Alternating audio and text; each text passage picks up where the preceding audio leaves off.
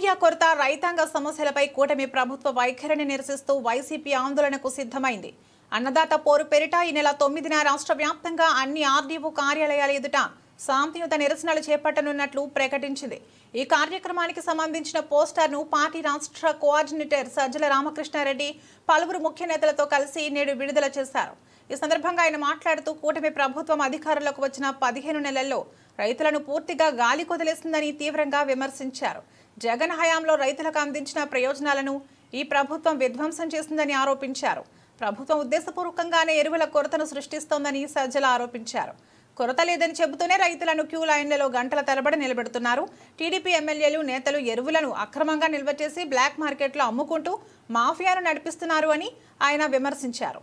తమ సమస్యలపై ప్రశ్నించిన రైతులపై కేసులు పెడతామని బెదిరిస్తున్నారని దుయ్యబట్టారు.